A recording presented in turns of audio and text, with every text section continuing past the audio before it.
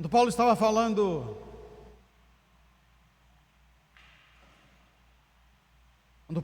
falando aos Coríntios, na sua segunda carta, capítulo 9, verso 6, que nós acabamos de ler, ele estava dando instruções sobre o semear na fé. Quando eu falo semear na fé, é muito mais do que apenas o semear com fé. O semear com fé é você crer que o que você está colocando na terra, que você está lançando, como diz o sábio Salomão em Eclesiastes, lança o teu pão sobre as águas, porque depois de muitos dias o acharás. Você está crendo que receberá de volta aquilo que você lançou.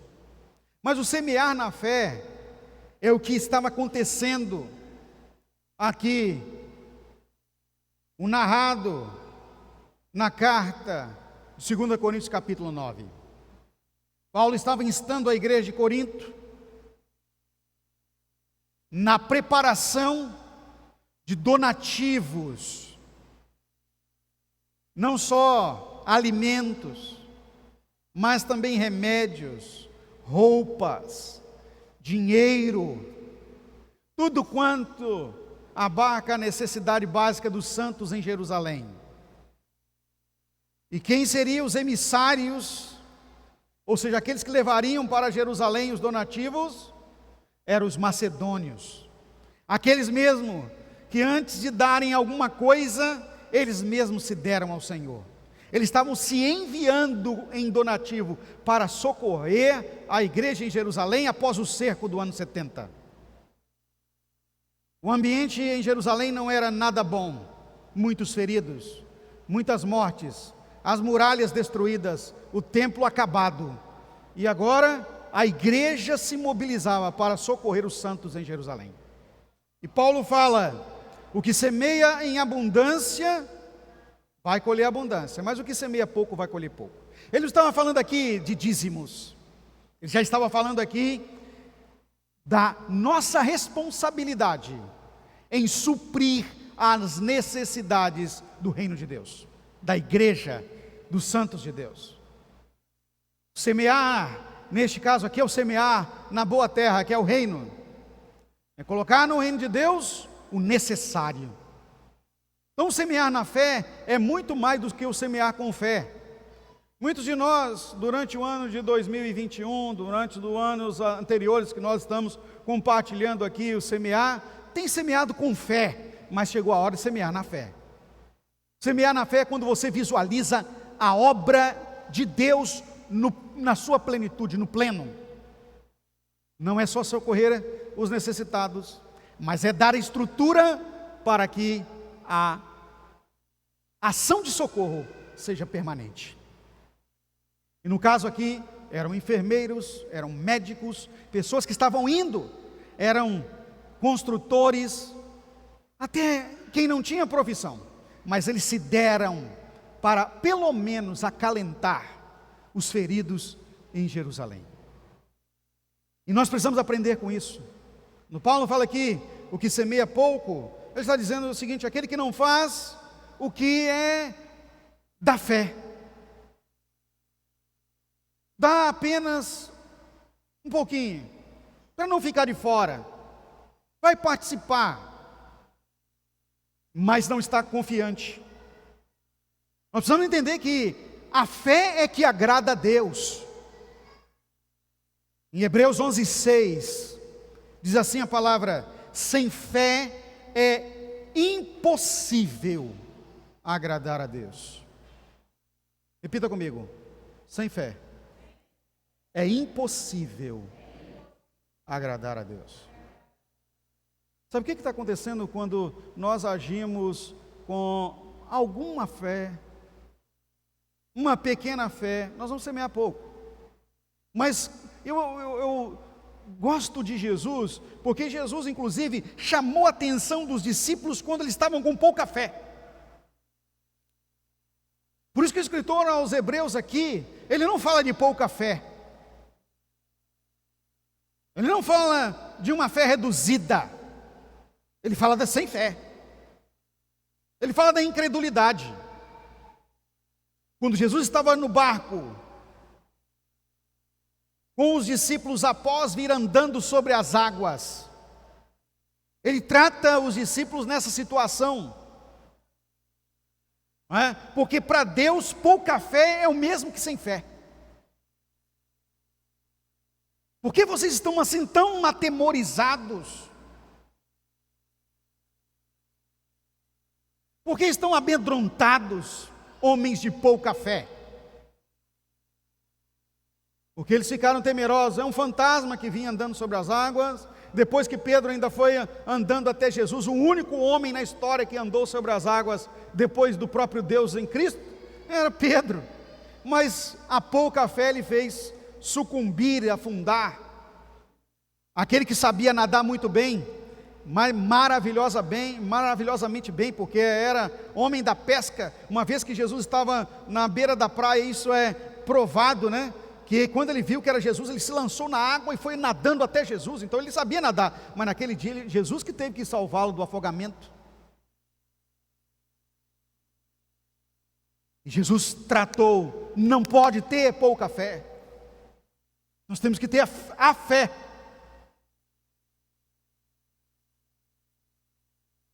E sem essa fé, não vai alcançar a felicidade de Deus em nos retribuir, a alegria de Deus em nos recompensar, a honra que Ele está disponibilizando para aqueles que são da fé.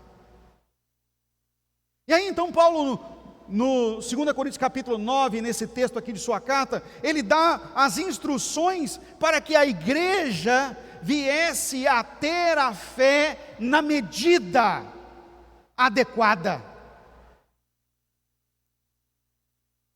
Ele inclusive escreve: eu estou antecipando para que vocês se preparem, para que vocês se mobilizem, para que quando os macedônios chegarem, eles encontrem em vocês a mesma disposição que há neles. Olha que é encontrada neles, aquela de se darem ao Senhor. Há um cuidado do apóstolo Paulo com a igreja de Corinto, e aí eu percebo que a igreja de Corinto não havia neles a mesma disposição dos macedônios. Foi preciso que uma carta viesse com uma recomendação muito severa de que eles deveriam se preparar a contento.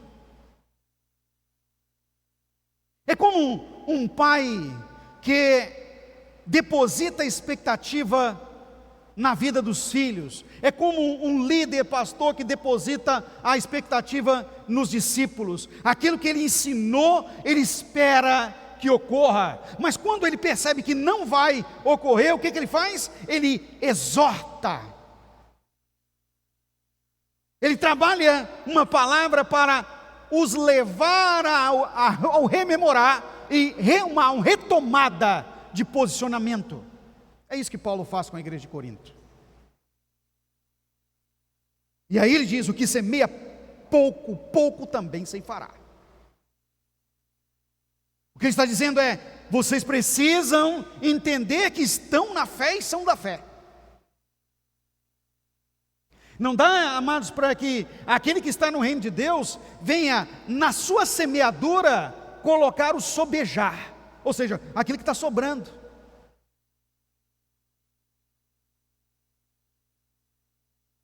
O agricultor, quando vai no seu trabalho próprio de vida, ele não coloca o que sobra da sua mesa, mas ele reserva o melhor como semente. Antes de tirar o que vai para o celeiro para comercializar, ou o que vai para a mesa para que ele possa se alimentar em agricultura de subsistência, ele retira a semente para a próxima semeadura. Repita comigo: a semente é a primícia da primícia.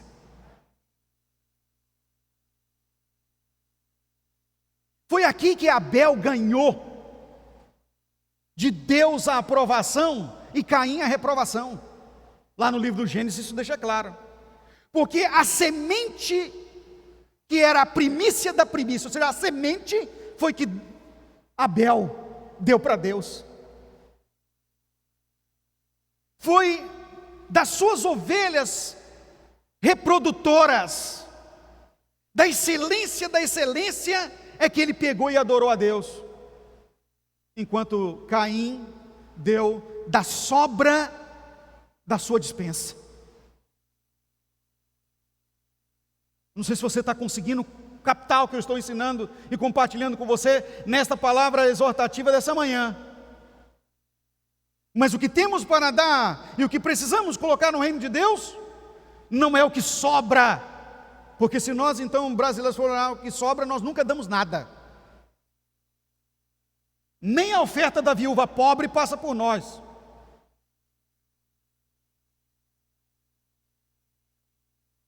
Que era, mas não passa mesmo. Porque primeiro nós pensamos em nossa sobrevivência. Primeiro nós pensamos em nosso conforto. Primeiro nós pensamos na aprovação daqueles que estão à nossa volta. E lembrando que nós precisamos é do conforto de Deus, nós precisamos é do socorro dEle, e nós precisamos não é da aprovação das pessoas, mas é a dEle. A mulher, a viúva que nós conhecemos, que deu, chamada viúva pobre, que deu tudo que tinha, mas era uma moedinha só, na cabeça de todos aqueles que estavam olhando, entrou no templo para entregar uma moedinha. Na de Jesus, ela estava aprovada. Por quê? Não é o tanto, mas é sim a proporção. E ela deu tudo o que tinha. Repita comigo, é 100%. E o meu Pai espera de mim. É até difícil de falar, né? A nossa voz embarga. Segundo, que eu quero destacar para você aqui nessa palavra: a semeadura deve ser abundante. Repita comigo, semeadura abundante. Eu pergunto a você, desde o primeiro dia do semear até hoje, você tem semeado com abundância?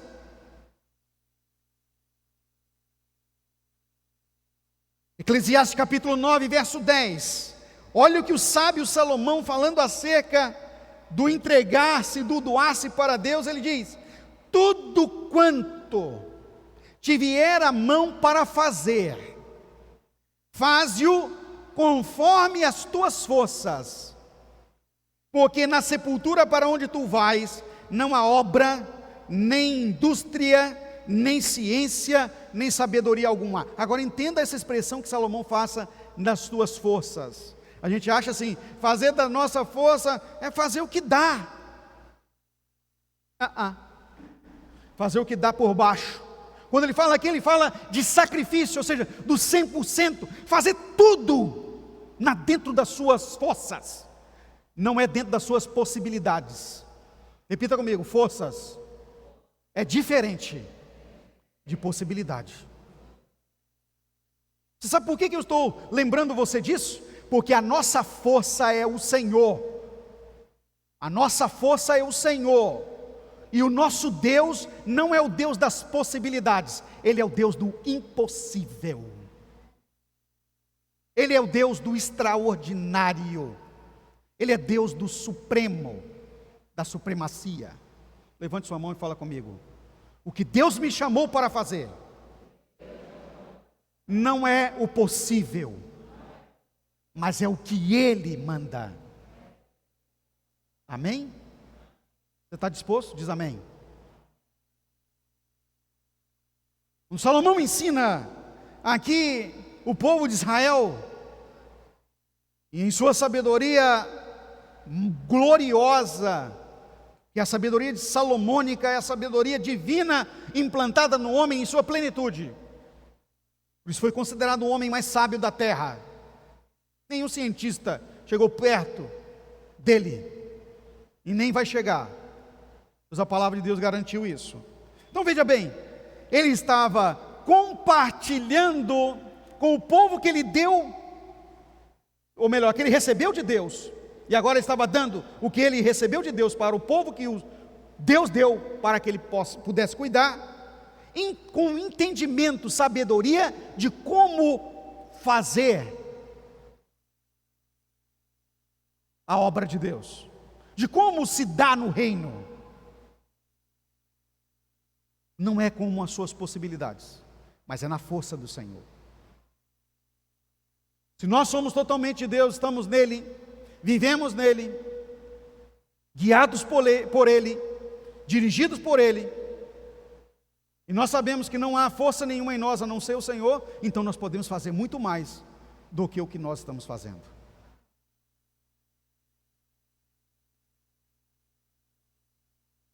Já alguma vez na sua vida, você já entregou tudo do seu mês para Deus? Estou falando para você fazer isso, porque você só pode fazer isso se o Espírito Santo falar com você. Não é pastor, não é campanha, não é igreja, não é liderança. Isso é uma experiência pessoal, poderosa, que você precisa experimentar. Eu já experimentei. Ouvi a voz de Deus e fui tão incompreendido, mas tão incompreendido, que na época o tesoureiro desta igreja deu um tapa na minha mesa. O senhor não pode fazer isso. Eu falei, posso. Se meu Deus mandou, eu posso. Posso. Por causa disso, essa pessoa deixou a igreja. Imagina isso. Quem se entrega plenamente ao Senhor, irmãos, é incompreendido. Na época, eu entreguei ao Senhor para que o Espaço Vitória, que ainda está em reforma hoje, viesse funcionar naquela época, R$32 mil de um ganho que Deus me deu. Na cabeça do tesoureiro era, eu estava dando para depois a igreja ter que me ressarcir. Eu falei, não, meu irmão, deixa Deus me usar. O mundo não compreende aquele que vive plenamente no Senhor, irmãos. E eu digo a você, não me faltou nem um centavo daquele valor. Nenhum. Deus me deu muito mais. Eu posso compartilhar isso com você com autoridade, porque eu sei o que eu vivo. Sei em quem tenho crido. Não é? Na cabeça de alguma, que isso? O que você está fazendo? É loucura. Vamos fazer por campanha, vamos fazer assim. Irmãos, nós precisamos ouvir a voz de Deus. Repita comigo, a voz de Deus é que eu tenho que ouvir. Se você não aprender a ouvir a voz de Deus, você não vai ouvir nada. Você só vai ouvir o seu ego. E aí o nosso ego leva para o buraco. O nosso ego diz, por exemplo, com relação aos dízimos, se eu entregar essa porção aqui, vai me faltar para pagar as contas. É o ego. Deus diz, confia em mim, e eu tudo farei por você. Salmo 37:5. Mas a falta da vida na fé faz com que nós não vivamos assim. Ele diz, entrega tanto ao Senhor, porque eu vou retribuir. Mas se eu entregar isso aqui, vai faltar ali.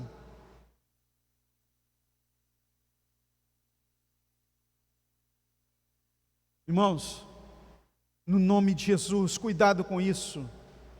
Porque às vezes você oferta no reino de Deus, tem coragem de ir no gasofilácio e colocar menos do que vale um refrigerante. E olha que refrigerante não é uma coisa boa para você beber, né? Todo mundo sabe, mas continua bebendo. Mas todo mundo sabe que a melhor coisa é adorar ao Senhor com as nossas finanças, mas não vai. Uma coisa que a maioria daqui gosta, eu acho, a maioria, né? O tal do açaí. Não é? Quem gosta de açaí, levanta a mão. É pouca gente que não gosta. Mas você vai lá no açaizeiro e deixa lá num copo de 500 ml aí, no mínimo 17, 15 reais. Estou falando dos mais baratos. Mas quando vai ofertar no gasofilácio, dá uma moeda de 2 reais. É que tem moeda, né? Uma notinha de 2 reais, daquela mais velhinha, rasgada.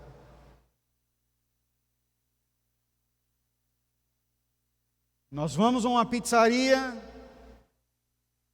no mínimo aí, 50 reais por uma pizza. Falando das mais baratinhas, né? Você vai numa pizzaria mais topzinha aí, 70, 80. Mas não colocamos isso no gasofilácio de jeito nenhum, como oferta. Na hora de entregar o dízimo ao Senhor, por falta de entendimento, não adora a Deus na plenitude, porque não conhece o que é dizimar. Dizimar, queridos, é entregar de tudo que nós recebemos, a porção que é de Deus, os 10%. Mas vai no gasofilácio, ou então agora por meios eletrônicos, e entrega o líquido. Só que esquece dos benefícios que você já recebeu, não é? Os benefícios que tem lá, o seguro, o FGTS, plano de saúde, o INSS, que é um seguro também governamental, e aí você debita tudo aquilo do seu honorário, e aí vai lá no líquido e entrega os 10% do líquido. Sabe o que está acontecendo? Você não está dizimando, você está dando uma porção, porque dízimo é de tudo quanto Deus te dá, então é do bruto. Nós precisamos aprender isso. A mesma coisa é a empresa, não é? A pessoa vai lá e dizima da sua pessoa jurídica. Isso quando dizima a pessoa jurídica. Mas olha, entenda uma coisa: se Deus colocou nas suas mãos para administrar a sua pessoa jurídica, você precisa dizimar dela. Precisa aprender nisso.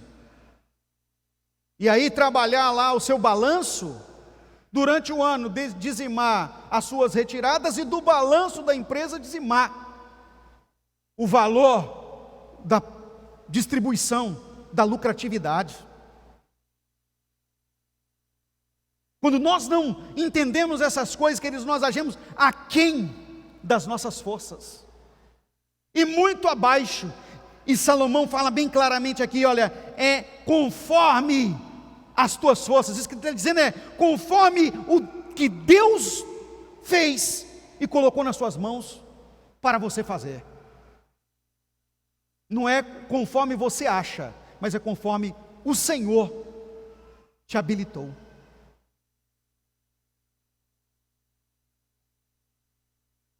E nós podemos aprender um pouco mais avançando no Senhor. E eu quero compartilhar aqui com você o que Pedro fala na sua segunda carta, no verso 5, capítulo 1, verso 5. Não é? Olha o que ele fala aqui: e vós também, pondo nisto mesmo toda diligência, acrescentai a vossa fé. Acrescentai agora a fé. Eu estou falando, né, do semeando na fé. Acrescentai a fé, a virtude, ou seja, o poder, e a virtude, ou seja, ao poder, a ciência. E aí o que eu aprendo aqui na palavra para compartilhar com você, como Paulo exortando pela carta aos Coríntios, eu aqui presencialmente e pelo vídeo: a fé não pode andar, não pode ser solitária, ela não pode andar sozinha. Repita comigo: a fé não anda sozinha, ela anda acompanhada no Filho de Deus do poder e da sabedoria e da ciência. Olha que lindo isso. Olha o que Pedro está dizendo aqui, irmãos. É que a palavra de Salomão em Eclesiastes 9 diz: nas tuas forças, ou seja, no poder. E no poder não é nosso, pois Jesus falou: todo o poder me foi dado no céu e na terra. Repita comigo: todo o poder de Jesus. Amém ou não? E agora vem o suprassumo, diz todo o poder de Jesus. Levante sua mão comigo na fé e fala assim: e Ele está comigo. Ele diz: eis que estou com vocês todos os dias até a consumação dos séculos. Bata a palma para o Senhor.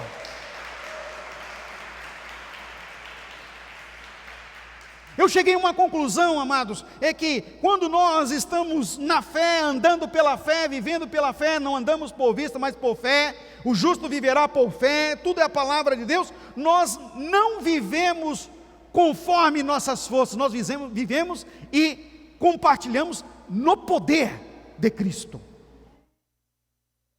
Compartilhando no poder de Cristo, nós temos toda a ciência de Deus, pois nós somos o templo do Espírito Santo e Ele está em nós. Então, se eu vou adorar a Deus, eu tenho que adorar no poder de Cristo. E aí, irmãos, preste atenção no que eu vou dizer para você. Nós não somos manutenidos. Palavra difícil aqui, né? A nossa manutenção não vem de nossos honorários. Não é o seu salário que te sustenta no mês. Quem te sustenta é o Senhor, nosso Deus. Não é a tua empresa que traz a você o que você precisa. É o nosso Deus, o seu Deus, é que coloca na sua mesa o que você precisa. Não é o teu plano de saúde, nem a tua boa alimentação, nem os cuidados com a saúde que você tem que mantém a sua saúde. É o Deus que sara e cura todas as tuas enfermidades.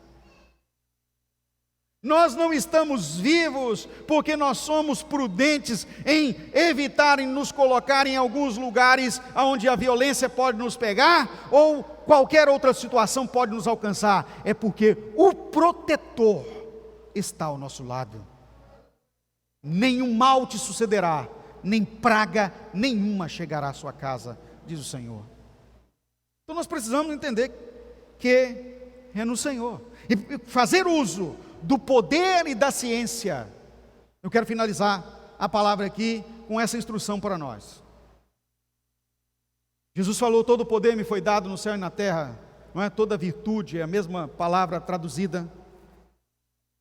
Amado e amada, quando nós temos essa consciência, e aí, consciência, aqui o que eu estou trazendo para você é compreensão dentro, consciência, ou seja, colocar esse entendimento para dentro e habilitar em nós esse conhecimento para a vida.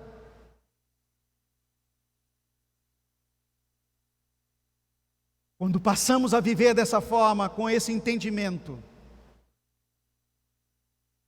nós aprendemos. E aí eu quero falar, aprender aqui não é a compreensão da sapiência, não. Aprender é passar a viver, é colocar dentro e prender-se à sua vida, ao que Deus está lhe oportunizando. É que viver no Senhor é viver plenamente nele, é se desafiar para viver o sobrenatural, e isso só acontece se ouvirmos a voz do Espírito. E eu quero oportunizar você agora a ouvir a voz do Espírito Santo nessa manhã. Quero convidar você, por gentileza, a colocar de pé. Nós entendemos aqui pela manhã que nossa vida é de uma vida de semeando na fé, ou seja, é uma vida inteira de fé, entendendo que é assim que agrada a Deus, fazendo abundantemente o que Deus espera, vivendo os desafios como uma fé acompanhada do poder de Deus e da ciência divina. Chegou a hora de você se habilitar no Senhor. Você que veio só hoje, ainda não pegou os 4 dias anteriores. Aproveite para semear. Semeie plenamente nos 4 dias anteriores. Porque cada um dos dias nós estamos semeando um mês de 2022. O primeiro dia foi janeiro, o segundo foi fevereiro, o terceiro foi março, o quarto foi abril e hoje é maio. Nós estamos no meio do ano praticamente. Na fé. Lembrando, é na fé. Na fé. Então nós estamos dando a você a possibilidade de você fazer isso, exercitar essa verdade, mas entenda, se você ouça a voz do Espírito Santo. E para ouvir a voz do Espírito Santo, você precisa retirar os ruídos externos, os ruídos do seu ego, os ruídos mundanos, a voz do inimigo, e ouvir só a voz de Deus. O que eu vou fazer, Senhor, na fé, para o Senhor e a tua causa. Lembrando a você como Paulo alertava a igreja de Corinto em sua carta: faça com generosidade. Hoje à noite eu vou falar sobre isso um pouco mais. Semear o futuro. Deus tem futuro excelente para nós, mas não é nem perto daquilo que você imaginou. Como viver nele, por ele e para ele. Você vai ouvir de homens que entenderam que não podiam aceitar apenas o normal, mas eles queriam o sobrenatural. É porção dobrada, é quadruplicada. Semear o futuro, nós precisamos entender nesse tipo de investimento em você à noite. Deus vai trazer a você, mas agora é no poder e na ciência divina. A fé não pode ir sozinha, é na compreensão do que Deus pode fazer e do que Ele vai fazer, porque Ele garantiu. O que semear muito, vai colher muito. Feche seus olhos. Senhor Deus, Espírito Santo, nós compartilhamos aqui nessa manhã, não é uma palavra de arrecadação, ao contrário, Senhor, é uma palavra de doação, é a palavra de vida. Como vimos nessa manhã, antes mesmo de darem alguma coisa, os macedônios se deram. Nos ensina, nos mobiliza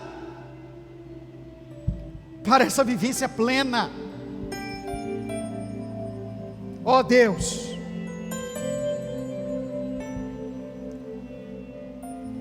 e nos mova na fé, no poder e na sabedoria, no nome de Jesus.